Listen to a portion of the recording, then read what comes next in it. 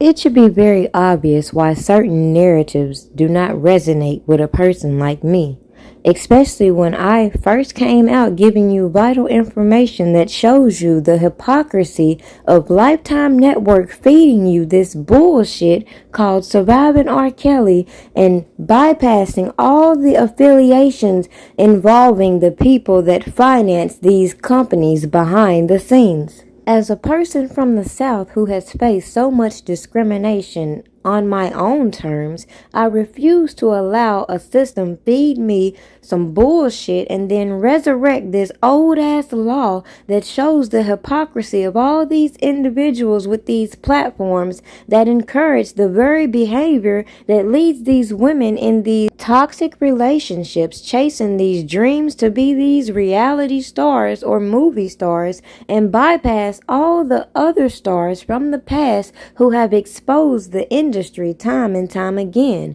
while we see these politicians using your emotions to secure their positions and keep these cycles in repeat. In Robert Kelly's case, we've seen all this evidence displayed on social media. We've heard alleged child porn has been taken to CNN. We see the obstruction going on via social media. And to top it off, to see the way this judge who has been selected is moving, and considering that they are overseeing the person who did the most on the internet's case as well, that seems like a pretty big conflict as all these individuals tiptoe around the other conflicts surrounding this whole case. So never mind, people took it upon themselves to create such a public outcry that we would deny a man's due process rights.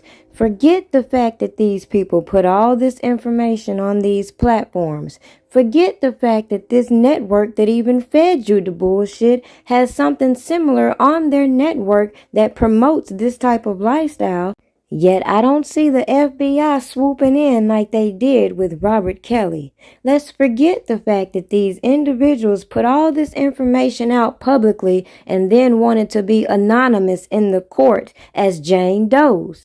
Forget the fact that all of these actors exposed their storylines even before this man was locked up, and how people like me pointed out the corruption early on, and how these stories and allegations still should be backed up with sufficient evidence instead of all the propaganda we're seeing being led by these agents of chaos stirring the pot. The biggest insult to injury is when you see all these other celebrities who once had no problem with Robert Kelly, who even worked with Robert Kelly, allow these stories put on this scripted show, tell them how they felt a person really is, never mind they never witnessed the allegations they've heard.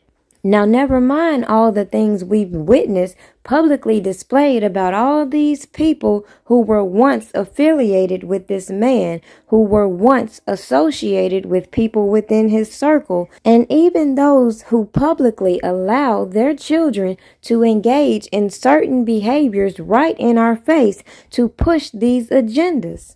So with all that being said, it's mighty funny how the black community had so much to say about Robert Kelly, but they don't have that same energy towards Disney, Lifetime, A&E, and all these other conglomerates that pimp these individuals out and then play with your emotions. Make it make sense. And then everybody wants to avoid the fact and how all these allegations resurface by these clout chasers, and how we watch them continue to pimp their daughters out using this social media. So what happens when these girls continue to abuse the law and the government abuses this RICO statute in order to garner the convictions they want when they don't have the evidence? Are we, the people, going to be so emotionally unstable we're going to continue to allow alleged victims' rights to be violated as well? Oh, that's right. Maybe some of you conveniently forgot how they tried to intimidate this girl they claim to be on this tape from the early 2000s, and then tried to flip-flop the narrative right in your face. Yo. Aaliyah with you? What? ACT, did you see this? Look, if it ain't official Dana J, Levi for Kelly, Primadonnanews, I don't even want to see it. Just take the time. Look, you got some weed? Dang. You gotta get some. All right, hurry up. These and them here, everybody here, we waiting on you. All right. That I don't on my music. I admit that I will on my music. Want it back, but they don't wanna do it. What the fuck, nigga? I wrote that music. I did that bumping ground. I did that 12. I am handcuffed, like a lot of you motherfuckers. I'm handcuffed by my destiny. Gotham City.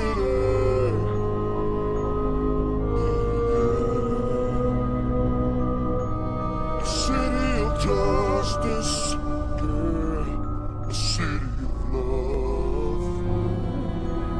A city of peace. Every one of us. He actually stayed at their home in Detroit, and her mother actually was sexually attracted to him as well. And he said when Aaliyah would go to sleep, that he would, this is what he said. He said that he would go in the living room and him and her would do sexual acts on the couch while Aaliyah was sleeping in the bedroom. R. Kelly was having sex with Aaliyah and her mother at the same time? That's not the exact same time, but that's the what he same said. time frame? That's what he says, yeah. Oh, so maybe this is why Aaliyah's parents have never spoken out themselves. Makes sense to me. Okay. Wow, this is something I've never heard before. Right. Came from his mouth. Okay. And, you're 17 at the time, so I guess it didn't really I just was bother like, you. Funny how my content shows you exactly why I don't believe these bullshit ass stories and why I hold the government accountable for charging the correct people for the allegations they drum up. Instead of trying to force us to believe these people illegally married this girl, blasted it in a magazine, put it in all these other magazines, made a docuseries about it. Meanwhile, if you read the paperwork, you would notice that Jennifer Bonjean put out exactly what I've been telling you. The government cannot prove a sexual encounter with Aaliyah and Robert Kelly. Thus, all these bad act witnesses coming forward telling their stories ain't gonna change that fact. So if you believe the marriage was real, that's your prerogative. I chose to hold the government accountable rather than listen to the crash dummies that are working hard to keep a man locked up for their bullshit. But hey, I guess I'm the only one who paid attention to how they picked their way through all these individuals publicly trying to get them to go along with their plans. What really got me is the fact that I continue to bring people's eyes to the corruption I see playing out just for these people to come publicly with these stories and want to be anonymous in court while they're paraded on all these stages with not a pot to piss in. The point I'm making to you all, regardless of how anybody has ever felt about the things that I've been led to uncover, while the government publicly manufactured their whole government and or allowed these janky ass sources to do so, is the problem I've had from the jump. So if they had the evidence, would these people be doing the most on social media? Considering if you look around, you don't see all that extra stuff. But the common thing you do see is when these accusations emerge against these individuals, why aren't they given the same opportunity to be heard? What were you hoping to accomplish by sharing that information on social media? And I want to give you the opportunity to express yourself and make it, clear for everyone that's watching and listening. Okay. So I'm gonna do this for you. I'm gonna tell you the outline of all the damage that's been done with these last 3 years of my life, and it'll all make. So Okay. I've been ghostwriter for years. In 2015, Drake's manager Future tried to sign me to OVO, and then in 2018, I had a meeting with Top Dog and Kendrick Lamar because they wanted to sign me to TDE. You gotta understand, those are two of the biggest artists in the world. My life is made. I think this is my time to shine. I got my chance. I'm ready. And then when that situation falls through again, Now I'm like, damn, like I just lost 2 big opportunities because the management wasn't on point at that time. Now fast forward, I get in the movie world. I had an agent at the time that said, hey, you have a very likable personality, face. I want to put you in movies. I told her no at first. Then I ended up doing one of my first movie I did was called Kings with Halle Berry. I play her son. It's on Netflix right now if you want to check it out. It's called Kings. After that, I got booked for a TV show called In Contempt on BET. And then right after that, I did a movie called Superfly where I played the lead villain of the movie. Right after my movie came out, I need you to understand, Rod, I have no criminal history whatsoever. I've never been to jail until I made a big movie. Now I'm all of a sudden, I'm this bad, crazy person. When the movie came out, this is on record, so I can share this with you. A woman gave me consensual oral sex, but she was in a relationship with somebody else. So instead of telling her man the truth of what she did, her cheating on her man, she didn't want to break up her relationship. So she lied to him and said I took advantage of her when I didn't. Then the guy said, if this really happened, tell your mom. Her mom works for the court system. So the court system, whatever did, the lady got me arrested.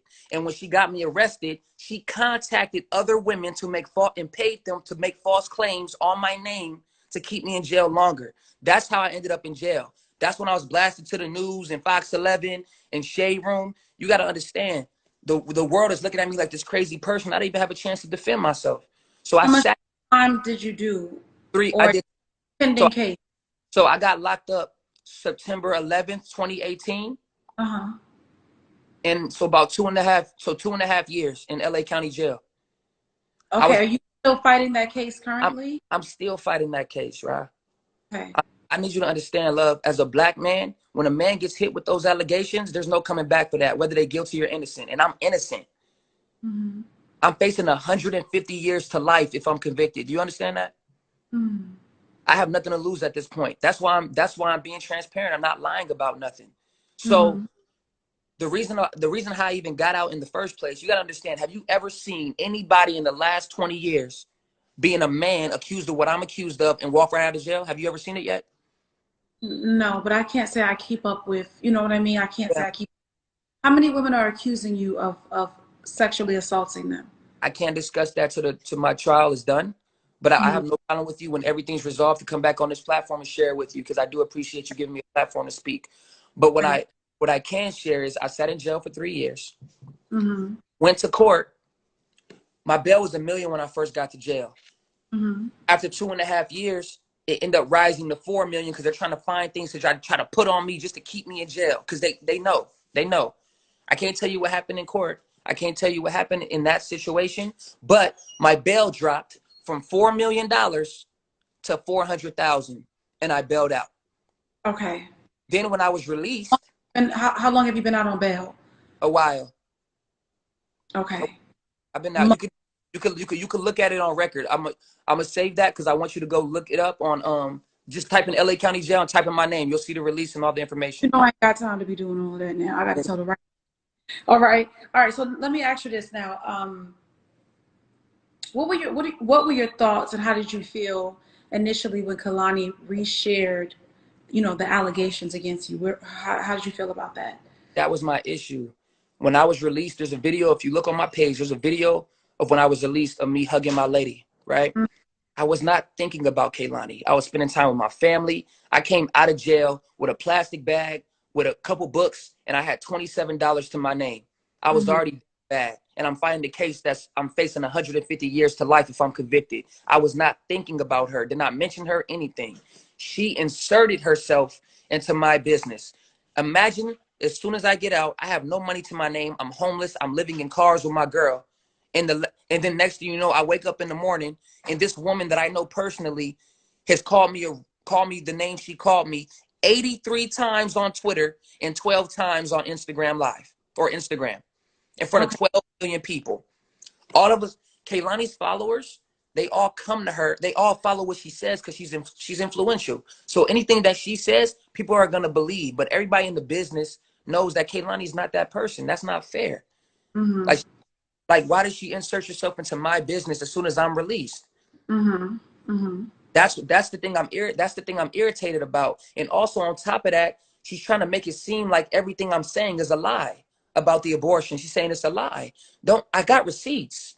I held on to I held on to all that. And then you call him. What I want to understand about that part, and I'm gonna turn the comments on for just a couple seconds to give people an opportunity who have sound mind to send in some additional questions. But I guess my question to you is, understanding that your position is that you were someone that is hurt and that you feel like you've been taken advantage of ultimately by the music industry. You've spent time in jail for something that you say you're innocent for. Is it fair to say that, sharing Kalani's private information about an alleged, termination of her child is an act out of hurt? Watching that interview, you should already see where I'm going and how I've advised people who have open cases to zip it up, because some of these people who do these interviews, they're not doing research. They're not trying to validate legit information. They're letting you hang yourself on these platforms publicly. So some of these so-called accusers coming out, as a woman, I can't relate to. However, I look at these men and I see my son, I see my cousins, my brother, who I know did some stupid ass shit in their heyday. But would I think anyone would accuse them of abuse and assault? No, but it's plenty of women who could see these stories coming out publicly and see where they could get some vengeance. And clearly the obvious problem is when you try to defend yourself, you're made to look like the fool. You're made to look like the liar. And strangely, when we question these public stories, we're told we're victim shaming because some of the stuff just makes absolutely no sense, and it's our responsibility to make sure the government is proving their case instead of letting their friends make these little deals behind the closed doors, putting all these other stories out in the public forefront, violating people's rights, while selectively picking which stories to prosecute and which to slide right under the rug. Ain't that some shit?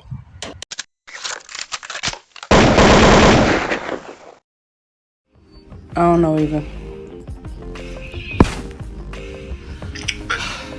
She called Tamara after I told her. I said, listen, the truth gonna come out, goddammit. You keep on fucking with my daughter, the truth is gonna come out. You need to fucking leave her alone. Wait a minute. Wait, hold on. Back up. So Tamara knows already? Yeah. She know the truth? Hell yeah. I told her. So then I don't understand how they know all of the truth about these people, but they still allowing them to be a part of it. Well, you know why? They spent over $3, $4, $5 million, and it's too late to edit that shit and take them out. That's some crazy shit. Now I can see y'all and y'all daughters, but if you know that, these other girls are being dishonest, my thing is, what makes you think that it's not gonna come out later and then you're gonna look like a damn fool? Exactly. People like Me Too Movement who played a role to get a part of a goddamn TV series to be their name affiliated with it, and I ain't get a phone call. Even from Tanya Burks. So let's stop making people false heroes. And I'm not saying that about anybody, because not the nation, because I know Minister Farrakhan, he definitely spoke. I think he had a problem. I really know what that's of the meeting went, but I know he did have a meeting with him. But these other ones that was a part of Lifetime and all this shit, we need them. We need them to step up and them to act like they plan a platform. All we doing is playing on each other as black people. That's it. For fame and fortune. That's it. I want to say this, Lo, and I don't mean to cut you off. I got to say this. I got to see it. I see who Tasha Unwind on here. I see you. You're a good person. I want to see all these other bloggers that's on here. Angelo couldn't even keep a straight face with that shit. I want you to take what I'm going to say to you right now. Right now. You got a big platform. I really need for you to hear me clearly. I need everyone who said what happened on that Lifetime documentary. Hold Lifetime accountable. Hold Bloom and Mary accountable. Hold these people accountable to make sure these people can go on Lifetime and say what they said happened. All these people accountable. Make sure they talk to Kim Fox. Make sure they talk to Carl Howard. Make sure they talk to Homeland Security. Make sure they talk to the FBI. These people are waiting on to hear from you. From my knowledge, some of them have not heard from you. And if you haven't talked to them, well, shame on you.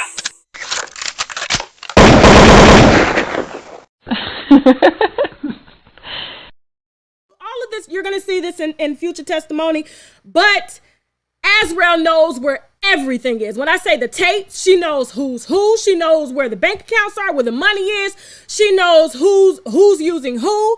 Not seen what we've been trying to show you, that you've been brainwashed. But once she watched that documentary and she read the emails that I sent over to her, that he was sending to Joycelyn, telling Joycelyn the same things that he told her, hiding other tapes for Azrael, just like London on the Track's mom was doing, Cheryl, I forgot her last name, Cheryl Mack or whatever.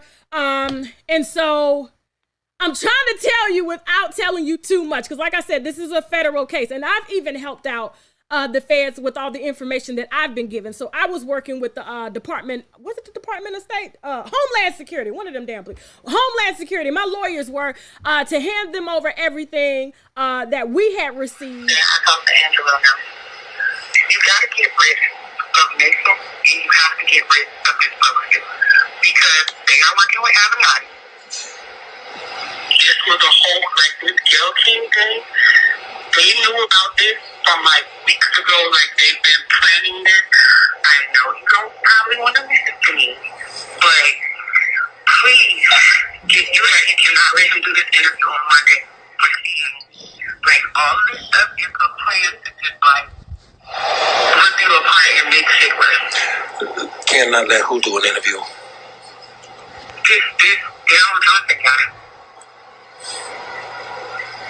The guy who's supposed to be like the publicist or whatever. Rip me apart how? Get you away? Rip me apart how?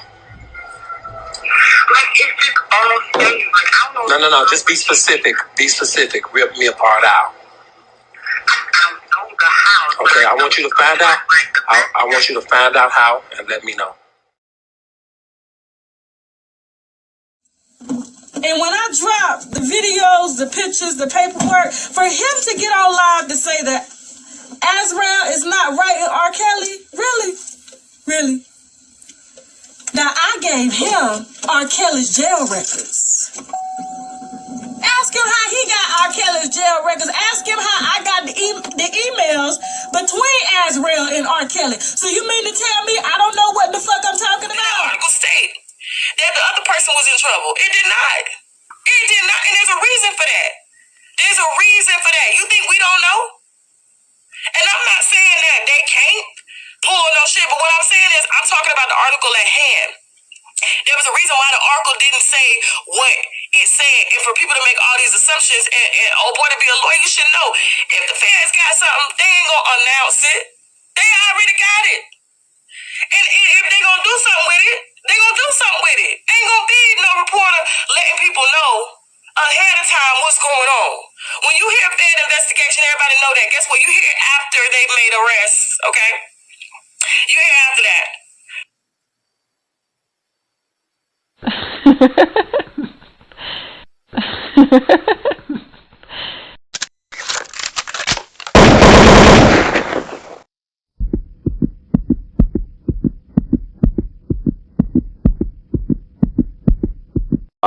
So I do believe that, 'cause initially I was talking to Angelo Caleri and I was talking to Tim Savage in the very beginning, because one of the things that that I felt was important to do was get everybody at the table so we can mediate this thing. Let's sit down, let's work this thing out.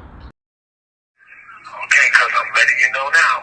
Well, I'll call you tomorrow. Okay, I did want to tell you, like, to switch the 90 days out, but when you do switch them out, I did have a lot of stuff to talk to you about, like, really good stuff.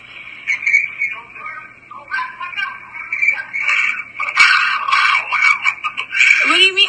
We already talked about last week switching out the days.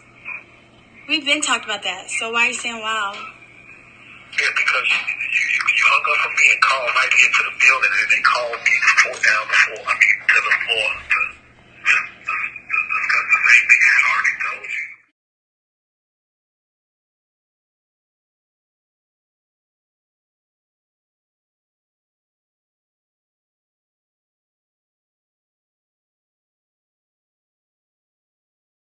Sorry.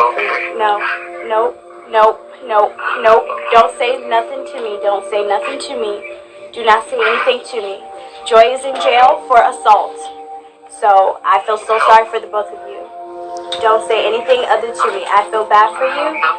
I know, yes, you do. You do. You knew I was coming up here to get Joy, and you lied to her. Yep. I'm sorry for you. I'm sorry for you, Bear. I'm sorry for you. I am so sorry for you. Oh, it's Bear. It's done. Bear. It's done. It's over. You may not even make it to trial. I'm so sorry for you. I'm sorry. I really did love you. And you lied to me, and you used me, and you played me. Yes, you did, Bear. Bye. Get the bag. Y'all niggas know what it is. You know we get the bag. And you know we get the bag. And you know I gets the bag. We get the bag. Too big. Look at the whip. Check out the wrist. Walk in the club. Already lit. Got niggas on wait.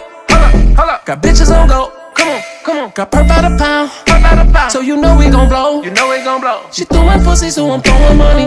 Bend it over, now she putting it on me. Left a man to come a VIP nigga looking like he wanna run up on me. Just in case 100,000 on me. One for calling, that's 100 homies. 20 bitches out the club and take them to the crib and in the whole party there. And you know we get the bag. No grocery, we really get the bag. Pull up in the phone, hop up with a phone, hit the mall and pop tags.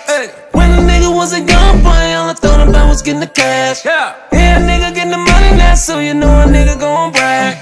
Still keeping hood counts, all good dreams still on side. Bank account neither work out cause it's so fat. And you know we get the bag. And you know we get the bag. And you know I gets the bag. We get the bag. Run it up. She wanna ride around in the Bentley truck. Her and a nigga, they done broke it up. Way back in the Maybach, suck it up. Private plane with the gang, take a drip. That's your man, you was saying she the rip. I get the bag, hop in the level when I do the dash. My heart on my pick is all glass. When we get your bitch and I smash. I'ma suicide the dough just a pledge. I'ma put the product with the Saint Laurent, yeah. I'ma turn 100 to a million, no finesse. I'ma take the jet, the gang, cause we blessed. And my neck, white coat, VVS.